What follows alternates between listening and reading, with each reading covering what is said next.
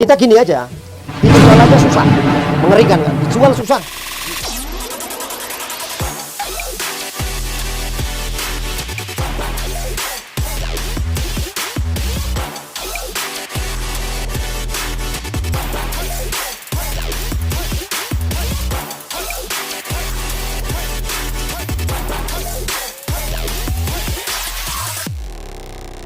Bismillahirrahmanirrahim. Assalamualaikum warahmatullahi wabarakatuh. Salam sejahtera buat kita semua.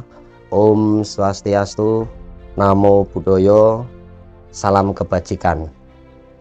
Perkenalkan, nama saya Kedi Cahyono, usia 44 tahun, berasal dari Kota Pekalongan, Jawa Tengah. Saya Ketua P3SRS Apartemen Delta Cakung periode 2021-2024. Penjelasan ini saya tujukan kepada warga pemilik penghuni apartemen Delta Cakung yang saya hormati dan saya banggakan.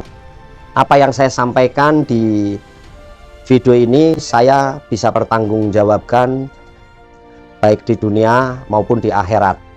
Saya mengetahui informasi apartemen Delta Cakung ini dari iklan di perempatan Pulau Gadung yang disebar oleh seorang sales. Karena saya melihat harganya yang kompetitif, saya berminat. Itu sekitar tahun 2027 dan tahun 2010 baru saya bayar, dan tahun 2013 saya lunasi. Waktu saya melihat brosur itu memang bagus ya, tapi ya memang ada, setelah sudah jadi memang ada perbedaan yang menurut saya tidak sesuai gitu kan. Seperti ralon yang di tiang itu dulu nggak ada, tapi setelah jadi ada. Dan sekitar tahun 2015 itu pengembang sore hari atau memberikan kabar kepada warga, pengembang mengundurkan diri. Saya juga kaget, baru ada di Republik ini yang saya tahu itu di Indonesia pengembang yang mengundurkan diri. Dan saya dapat info atau kabar katanya tidak ada profit, tidak ada keuntungan itu. Makanya mengundurkan diri. Dari kami selaku warga, akhirnya terpilihlah saudara Pak Mardhani untuk mengelola apartemen Delta Cakung. Setelah beberapa bulan, Pak Mardhani memberikan jabatan atau mundur karena Pak Mardhani mengikuti kontestasi pemilihan, memberikan kepada saudara Pak Thohir untuk menjadi PLT sementara sambil terpilihnya ketua definitif terpilih. Akhirnya Pak Dandilah yang terpilih menjadi ketua P3SRS. Selang berapa bulan Pak Dendi pun mengundurkan diri. Warga pun akhirnya dengan semangat kegotong royongan, semangat kebersamaan mencari pemimpin baru, ditunjuk saudara Pak Anto. Tetapi Pak Anto kan bukan pemilik, makanya hanya 3 bulan. Nah, setelah Pak Anto, barulah Pak Ridwan yang terpilih menjadi ketua P3SRS berikutnya. Pak Ridwan ini menjabat 2 tahun. Beliau juga mengundurkan diri, digantikan oleh pengawas, yaitu Pak Jaipul dan istrinya selaku bendahara. Dan atas kemauan warga terbentuklah Panmus ya, yang dipimpin oleh Pak Aco atau Pak Rahman untuk memilih ketua yang definitif dan sah. Pada saat itu saya memang tidak berminat, jujur aja saya tidak berminat untuk menjadi ketua P3SRS karena dengan aktivitas saya, dengan kesibukan saya. Tetapi sebagian warga mendesak untuk saya ikut dalam kontestasi pemilihan ketua P3 SRS Apartemen Delta Cakung. Dan beberapa kali saya sempat didatangi warga dan saya memang menolak dengan tegas itu. Dan saya tidak siap, tetapi warga mendesak terus. Akhirnya saya bilang saya akan konsultasi dengan istri saya dan keluarga saya sambil saya ya sholat istiqoroh. Akhirnya saya mengambil keputusan saya siap untuk menjadi bakal calon ketua P3 SRS Apartemen Delta Cakung, yang pada saat itu saya dipasangkan dengan Pak Parolis selaku sekretaris saya, dan pasangan dengan sekjen dan ketua yaitu Pak Parolis. Saya terpilih secara aklamasi di periode 2021-2024, dan perlu dicatat ketua yang ketujuh dan yang pertama yang mendapatkan SK itu saya. Itu yang diketahui oleh gubernur. Visi misi saya menjadikan apartemen ini bermartabat dan toleransi terhadap umat beragama, baik yang mayoritas maupun yang minoritas. Kan kita ada 4 tower ya, yang di depan itu kan banyak bocor gitu. Saya sudah jadi ketua P3 SRS itu 1 hari langsung saya kerjakan gitu, dan seminggu selesai itu bocor-bocor begitu. Memang ada yang bilang masih ada Pak dikit-dikit ya, tapi nggak kayak tadinya. Kalau ini kan nggak ada, kan nggak bisa sempurna, tapi saya akan berusaha. Itu sudah saya kerjakan gitu. Kalau program kerja memang kita sudah siapkan. Salah satunya perparkiran. Kenapa saya bikin perparkiran? Karena perparkiran ini keamanan ya.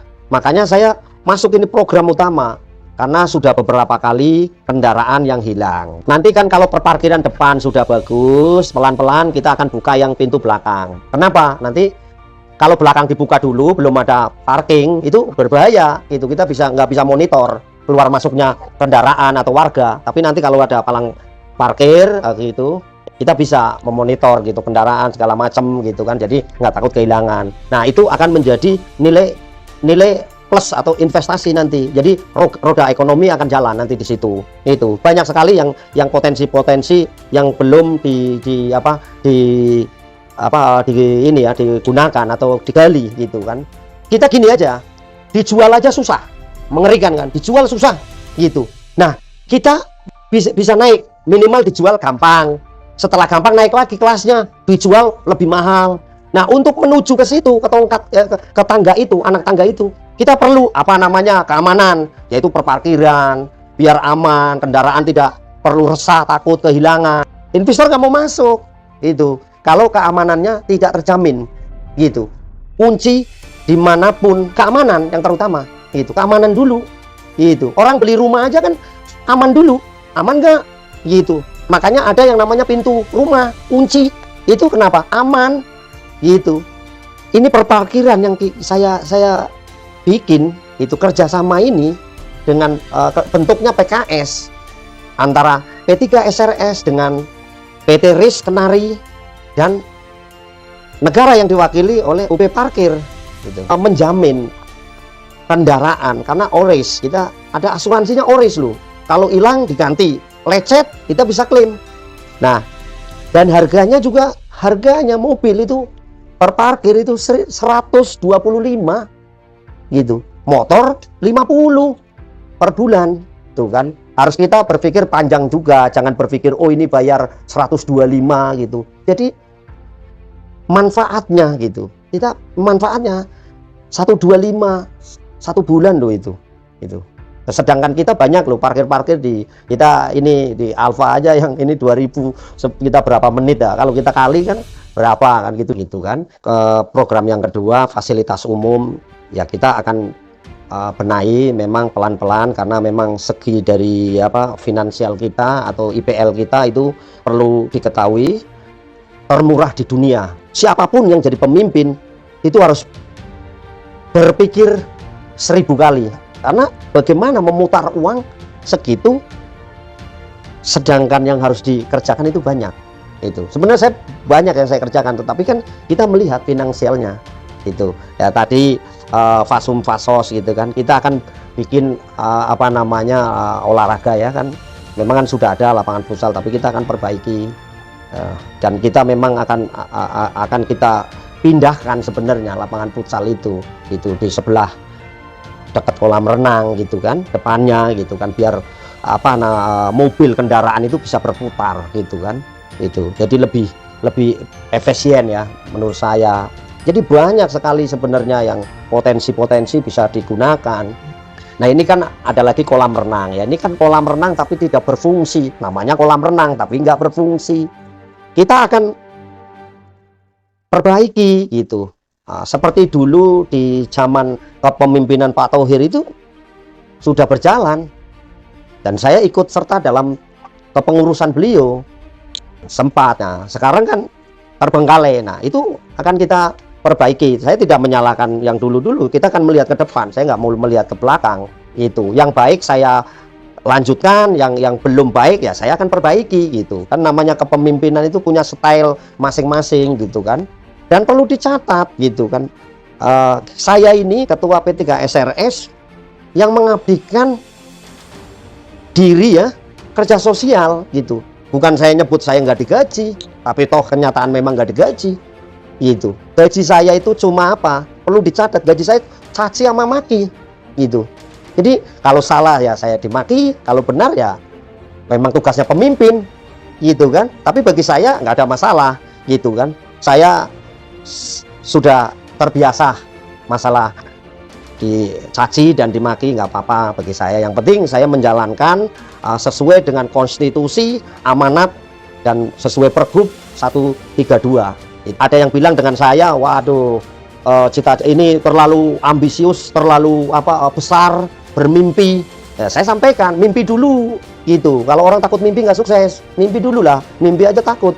Ya kalau kita kan punya perencanaan ya. Kalau ini kan program kerja yang tadi saya salah satunya kan perbaikan kolam renang itu kan. Ini kolam renang kita punya rencana ya, itu kan. Di kolam renang kan itu ada fasum fasos ya, ada kios-kios yang tidak digunakan. Nah, kita nanti akan bikin di situ. Jadi kayak kafe, live musik di situ. Nah, ini akan menambah nilai ekonomi gitu, dan nilai investasi kita akan naik gitu. Minimal untuk naik kelas satunya itu kita bisa dijual tuh kan. Nah, itu kan kesinambungan gitu. Ya, itu perparkiran itu nyambung dari situ. Itu kalau live musiknya jalan, kalau keamanannya nggak jalan, gimana orang mau datang? Kan rasa aman itu nggak ada itu. Ya memang kan kalau perubahan kan perlu pengorbanan, perlu biaya gitu kan. Nah di sini menurut saya jadi pemimpin ini kan saya sampaikan bukan sekedar pintar ya, berani dan punya terobosan gitu. Itu ya memang keberanian kan kadang-kadang banyak kan halangannya gitu kan. Nah, ya saya minta dukungan kepada warga, pemilik dan penghuni gitu, karena ini perlu dicatat, harta bersama, benda bersama, milik bersama, kita rawat bersama-sama. Kalau hancur semua, lantai 5 roboh, lantai 2 juga kena dan berikutnya kena gitu. Makanya kita harus saling merekatkan. 3 ya, perekonomian ya. Kita akan membuat koperasi. Koperasi itu yang akan mewadahi nanti gitu. Kita akan menjadi agen gas salah satunya, Aqua gitu, dan lain-lain. Itu saya sebut 2 aja.